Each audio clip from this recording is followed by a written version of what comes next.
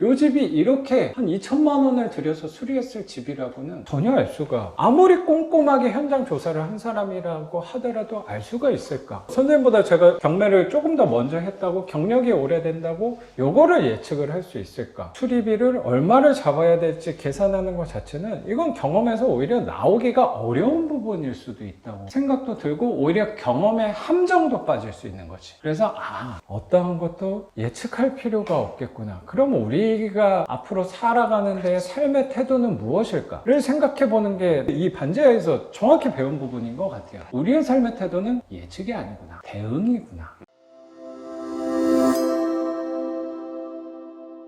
근데 그 부분을 남편께서도 굉장히 노력을 많이 했구나. 그러니까 좋게 풀렸는데 남편의 깐판에 잘 들어앉기는 않으니까. 이게 남편이 와이프를 데리고 와서 교육을 시킨 사람이 있나요? 부부가 같이 들으신 분은 몇 분이 계시긴 해요. 그러니까 나중에 저처럼 데리고 온 사람은 없죠. 부인 데리고 온 사람은 없어요. 동생을 데리고 오거나 아들을 보내거나 뭐 이렇게 하신 분들이 있어요. 4년 만에 부인 데리고 온 사람은 없다. 이게 남편의 의도가 처음에는 뭔지 의아한 거죠. 보세요. 우리는 한 곳을 바라보고 가는 사람이기는 한데, 우리는 한 팀인데, 남편 네가 잘하고 있는데 나는 그 돈을, 비싼 돈을 그렇죠. 주고 내가 배워야 돼? 왜 그래야 되지? 굳이? 네, 그렇게 했어요. 그리고 그러니까 마치 엄마가 비싼 돈 들여 아들을 뭐 학원 보냈는데 아웃풋이 안 나오면 실망할 수도 있잖아요. 그래서 저는 남편만큼의 지식을 얻지도 못했고 관심도 없었고, 그만큼의 추진력이 내가 안 되고 끈기가 안 될 것 같은데 남편이 뭘 바라고서 하는 거지? 너의 의중이 뭐니? 이런 걸 궁금해했었는데, 너무 고맙게도 남편이 난 네가 깨닫기만 해도 너무 감사한 거고 네가 알아듣기만 해도 난 좋았을 거라고 생각했던 거야 라고 해주니 또 고마웠어요, 역으로. 그러니까 처음엔 남편을 의중을 뭐야? 왜 날 거기 보내는 거야? 들죠. 대학원을 가고 싶다니까 왜 그러는 거야? 이렇게 생각을 했었거든요. 대화가 잘 통한다. 우리의 방향이 이 방향인 것이 공고해졌죠. 아까 선생님이 얘기했듯이 부부랑 대화를 많이 하신다고 했잖아요. 그러니까 제가 와이프 교육을 시키게 된 가장 큰 게, 첫째는 경제관념을 깨우쳐서 월급만을 바라보지 말고 회사 생활이 좀 편해질 수 있다는 걸 느껴주고 싶었고, 두 번째 제일 큰 게, 부부로서 한 방향을 가는데 저 혼자 힘을 써서 늘려갈 수는 없더라고요, 생각해보니까. 그래서 이 사람이 좋은 물건을 검색하고 낙찰을 받게 하려고 했던 목적이 아니라 그냥 이 원리만 깨우쳐서 대화를 통해서 우리가 물건을 늘려갈 수 있을 때 대화만이라도 통하면 큰 힘이 되거든요. 왜냐면 나 혼자 끙끙대면서 한 채 한 채 한 채 이렇게 늘려가면은 힘이 들더라고, 이제 한 5-6채 해보니까. 그래서 와이프가 같이 대화를 하면서 한 방향으로 가면 더 갈 수 있겠다라는 생각이 들었죠. 이 교육을 한번 꼭 듣게 해주고 싶었어요. 그래서 제가 선생님한테 전화를 한번 했었을 거예요, 그때. 그러고 바로 빠른 날짜로 최대한 등록하고 싶다. 그래서 1월쯤 들은 거예요. 돈, 마음, 건강, 그러니까 이런 게 다 이게 뗄래야 뗄 수 없게 연결돼 있구나, 뭐 이런 걸 좀 느꼈어요. 인생 얘기와 삶의 목적지, 이걸 또 빼놓을 수 없어요. 이게 뭔가 얘기함에 있어서. 처음에는 돈을 많이 벌고 싶었고 부자가 되고 싶었어요, 마냥. 돈이 많이 있으면 되게 좋을 것만 같았고. 그래서 경제책을 봤지만 쉽게 포기하게 됐었고, 그러다가 남편이 어떻게 확 깨우쳤는지, 뭐 경매라는 걸 먼저 깨우쳐서 선생님을 먼저 만나고, 이거 빨리, 남편이 항상 마인드가 바뀌어야 돼. 나는 이미 부자라고 생각을 했어. 이러는데 사실 그래 왜 저래? 이랬어요. 왜 저래? 그렇게 그래 생각할 수 마인드 있죠. 그래 부자 막 이랬는데, 이제 저도 사실 그게 깊은 깨달음이 좀 나왔어요. 그렇게 상상하고 행동하고 해야 하는 게 맞더라고요. 정말 굉장히 많은 것이 변화를 해야 하는데 집약돼 있어요, 굉장히. 선생님의 유튜브와 반지하라는 물건과 깨달음이 굉장히 집약돼 있죠.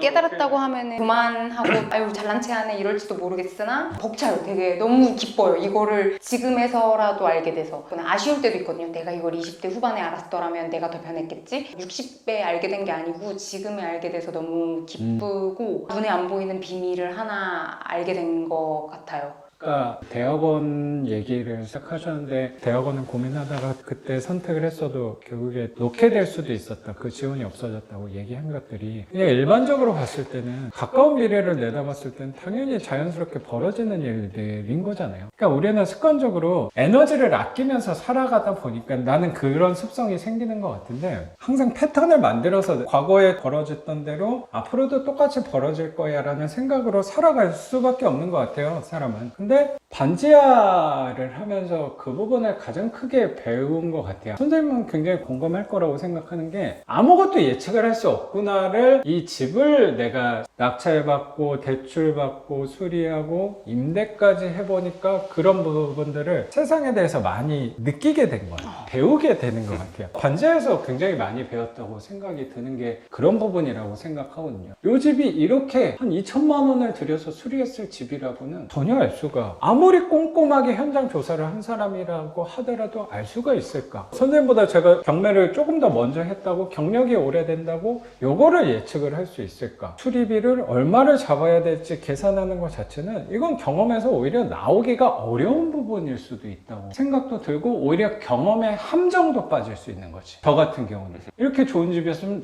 나도 할 걸, 그런 생각을 안 했다면 거짓말이라고 생각도 들거든요. 그래서 어떠한 것도 예측할 필요가 없겠구나. 그럼 우리가 앞으로 살아가는데 삶의 태도는 무엇일까를 생각해 보는 게 이 반지하에서 정확히 배운 부분인 것 같아요. 우리의 삶의 태도는 예측이 아니구나, 대응이구나 라는 생각이 되게 드는 것 같아요. 그 대응의 범위에서도 어느 정도 범위만 잡아두고 가면 되는 거지. 유튜브 채널명이 마음관리, 집관리가 아니고. 그쵸. 집 관리여야 네, 집관리. 집관리가 아니고 마음관리예요. 그게 되게 너무 재밌었어요. 처음에 듣고. 처음 하시는 분들은 뭐 이상한 경매하는 애가 뭐 마음 관리야 하는데, 해본 사람은 공감을 할 수밖에 그러니까 없죠. 이게 큰 돈을 벌으려면 내 그릇이 있어요. 자본을 담을 수 있는 내 그릇. 그 천띠기나 로또 당첨됐으면 좋겠다 나도 이렇게 하는데, 예전에는 그런 말 자주 했었지만 이제는 그냥 줄었어요. 그런 말이. 내가 그 로또가 되지 않은 이유는 그 돈 뭐 2억 3억이 있어도 그거를 품을 수 없는 그릇이라서 후루룩 날려갔을 거예요. 그렇기 때문에 그건 난 공감이 되게 돼요. 그래서 부럽지도 않은 거죠. 이제는 그 돈을 그렇죠? 담을 그릇이 안 되니까 그 맞아요. 돈을 담기 위한 그릇을 저는 만들어야겠다고 생각을 했어요. 이렇게 선생님 수업을 듣고 남편하고 얘기를 하고 책을 읽으면서. 그릇이라고 표현한 거에 대해서도 공감이 많이 되는 게, 이런 부분들에 대해서 제가 선생님들 지금 관리하는 게 7채? 그러면 요거를 만약에 내가 낙찰받은 해에 1년 사이에 7채가 들어왔으면 못해요. 어떻게 보면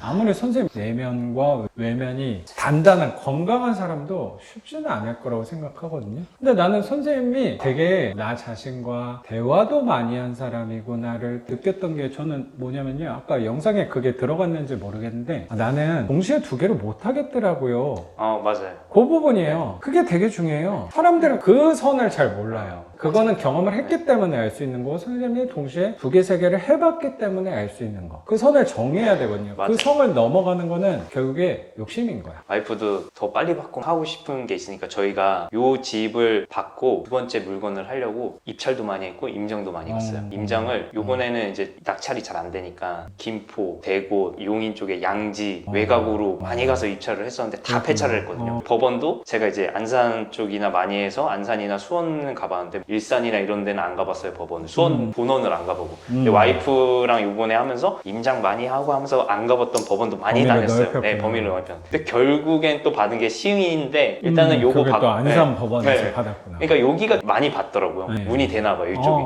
그래서 요거 받고 나서 두 번째 물건을 하는데 내가 명도까지 대고 그 다음 거 힘 빼고 천천히 하자. 그래서 힘을 빼고 입찰을 한 게 두 번째가 그냥 단독으로, 그냥 됐어요. 두 번째도 단독이 7채를 받았잖아요. 단독이 한 절반 될 거예요. 단독이 되게